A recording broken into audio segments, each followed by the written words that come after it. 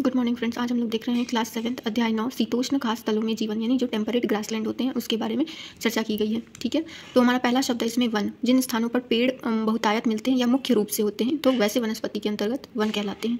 घास स्थल, जिसे ग्रासलैंड बोलते हैं, जिन प्रदेश में पादप जीवन में मुख्यतः घास की अधिकता होती है तो वो घास स्थल कहलाते हैं। ये घास स्थल जो होते हैं वो दो प्रकार के होते हैं। पहला है हमारा शीतोष्ण घास स्थल, दूसरा है उष्णकटिबंधीय घास स्थल। तो उष्णकटिबंधीय क्षेत्र जो होते हैं वहाँ पर जो भी घास स्थल होते हैं और जो शीतोष्ण क्षेत्र होते हैं वो घास स्थल होते हैं। इसके लिए आप हमारा जो पहला वाला वीडियो है उसको भी देख सकते हैं। उसमें जो ज्योग्राफिकल टर्म्स हैं और जो एरिया है उसको बताया गया है। यहाँ पे हालांकि मैंने बताया है कि जो ये उष्णकटिबंध वाला जो क्षेत्र होता है 23.5 डिग्री जो होता है उत्तरी और दक्षिणी अक्षांश वाला, 0 से जो 23.5 डिग्री उत्तर और 0 से 23.5 डिग्री दक्षिण, ये जो होता है उष्णकटिबंध वाला क्षेत्र होता है। और 23.5 डिग्री से 66.5 डिग्री उत्तर और 66.5 डिग्री दक्षिण जो होता है ये आपका शीतोष्ण कटिबंध के अंतर्गत आता है। तो इन्हीं क्षेत्रों के बारे में बात की गई है यहाँ पर जो भी घास स्थल होते हैं। अगला है हमारा कंबाइन संयंत्र। ये एक तरह से मशीन होती है जिसमें बुआई, जुताई और थ्रेसर तीनों का काम होता है, इसलिए इसको कंबाइन कहते हैं। अगला है हमारा काउबॉय। ये मवेशियों की देखभाल करने वाले जो बच्चे होते हैं या जो आदमी होते हैं वो काउबॉय के अंतर्गत आते हैं। ये प्रेयरी क्षेत्र के बारे में बताया गया है। रेंच, ये विशाल मवेशी फार्म होते हैं जिसको हम लोग रेंच बोलते हैं, ये भी प्रेयरी क्षेत्र के अंतर्गत आते हैं। चिनूक जो है ये एक तरह से स्थानीय पवन के अंतर्गत आती है जिसमें कि ये गर्म पवन है और ये शीत ऋतु में बहती है और कम समय में ही तापमान बढ़ा देती है।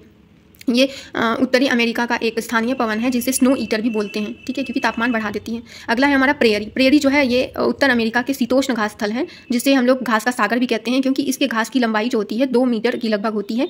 उत्पत्ति के लिए देखें कि ये प्रेयरी शब्द कहाँ से आया, तो लैटिन भाषा का शब्द प्रियटा जिसका अर्थ होता है शाद्वल, वहाँ से लिया गया है। ठीक है, अवस्थिति की बात करें तो ये पश्चिम में रॉकी पर्वत और पूर्व में ग्रेट लेक्स से घिरा हुआ है। नदियाँ यहाँ पर मिसिसिपी की सहायक नदियाँ और सास्केचुआन, ये कनाडा की नदी है, तो इस क्षेत्र में बहती है। मूल निवासी जो है रेड इंडियंस कहलाते हैं और अन्य अगर जो वहाँ पे जनजातियाँ वगैरह पाई जाती हैं तो वो अपाची, क्रो, क्री, पौनी, ये सभी। अगला इसमें जलवायु। ये महाद्वीपीय जलवायु प्रकार की जो जलवायु है, क्योंकि ये महाद्वीप मतलब जो अंदर का जो क्षेत्र होता है वहाँ पर होती है, इसलिए इसकी अधिकता है। वहीं ग्रीष्म ऋतु की बात करें तो तापमान 20 डिग्री सेल्सियस से लेकर तापमान में यही -20 डिग्री सेल्सियस तक होता है। और ये जो पवन हमने अभी बात की पीछे चिनूक, ये यहीं पे इसी प्रेयरी की पवन है। अगला है हमारा वनस्पति। यहाँ सरपत, जिसको विलो बोलते हैं, आल्डर, पॉपुलर, ये प्रकार की वनस्पति मिलती है। फसलों की बात की जाए तो मक्का, आलू, सोयाबीन, कपास, अल्फाल्फा, ये एक प्रकार का घास होता है क्योंकि इस क्षेत्र में ग्रेट लेक्स वाले क्षेत्र में पशुपालन वगैरह भी होता है, तो उन्हीं जानवरों के लिए ये घास उपजाया जाता है। अगला है आजीविका के लिए। यहाँ पर जो है पशुपालन लोग करते हैं, खेती, दुग्ध पालन और खनन यहाँ पे लोग करते हैं। गेहूं की जो अधिकता होती है इस वजह से इसे विश्व का धान्यागार भी बोलते हैं। प्रमुख नगर यूएस की बात करें तो Chicago, Minneapolis, Indianapolis, Kansas, Denver, ये सभी होते हैं। वहीं अगर हम कनाडा की बात करें तो कनाडा में जो है एडमोंटन, सैस्काटून, कैलगरी और विनिपेग, इसे विनिपेग को है गेहूं की मंडी भी बोलते हैं, ये कनाडा में अवस्थित है। अगला है हमारा वेल्ड। ये जो है दक्षिण अफ्रीका के शीतोष्ण घास स्थल क्षेत्र को कहलाते हैं और ये नामकरण जो है डच अधिवासियों द्वारा दिया गया है वेल्ड। और इसकी ऊंचाई अगर बात करें, ये जो यहाँ पे घास स्थल होते हैं वो 600 मीटर से 1100 मीटर तक होती है। अवस्थिति की बात करें तो ड्रैकन्सबर्ग पर्वत से घिरा और पश्चिम में ये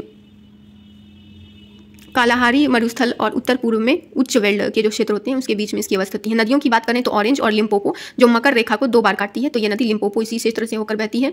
जलवायु की बात करें तो यहाँ पर नम जलवायु है, चूँकि जो नीचे का क्षेत्र है वो हिंद महासागर से जो है उष्णता और जो क्या बोलते हैं नमी लेते हैं ये लोग इस क्षेत्र में। और फिर शीत ऋतु जो होती है वो ठंडी और शुष्क होती है। तापमान वहीं पर 5 डिग्री से 10 डिग्री के मध्य में होता है और जुलाई में सबसे अधिक ठंडा रहता है। ग्रीष्म ऋतु जो है वो अल्पकालिक कम समय का होता है और गर्म होता है। वहीं वर्षा ऋतु की बात करें तो नवंबर से फरवरी में यहाँ बारिश होती है। ठीक है, वनस्पति की बात करें तो यहाँ पे बहुत कम वनस्पति नाम मात्र का होता है क्योंकि घास जो होते हैं उनका आच्छादन अधिक होता है। झाड़ियाँ होती हैं, कुछ बबूल और मरोला के पेड़ होते हैं।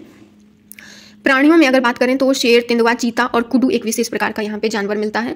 जीविका की बात करें तो पशुपालन, खनन, दुग्ध पालन होता है। और फसलों में की बात की जाए तो मक्का, गेहूं, अखरोट, आलू, ज्वार, क्योंकि यहाँ पे जो प्रकार की मिट्टी पाई जाती है वो उतनी उपजाऊ नहीं होती है। वहीं नगदी फसलों की बात करें तो तंबाकू, गन्ना, कपास, ये सभी पाए जाते हैं।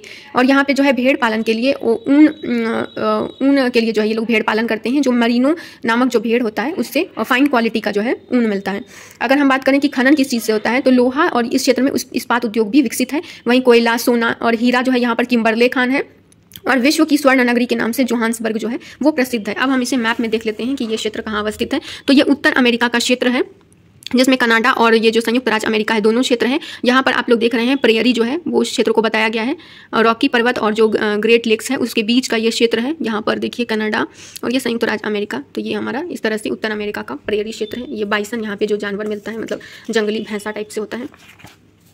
अगला है इसमें हमारा वेल्ड। वेल्ड जो है ये अफ्रीका का क्षेत्र है और यहाँ पे इसके दक्षिणी कोने पे देखिए ये जो है हमारा वेल्ड अवस्थित है। ये प्रिटोरिया और क्या बोलते हैं ऑरेंज नदी, जोहान्सबर्ग, यहाँ पे सभी लिखा हुआ है, ड्रैकेंसबर्ग पर्वत, और नीचे जो है ये हिंद महासागर है। तो यहाँ से ये इस प्रकार इसकी जो क्षेत्र है उसको यहाँ पे दर्शाया गया है। तो इस प्रकार ये हमारा चैप्टर समाप्त होता है। धन्यवाद।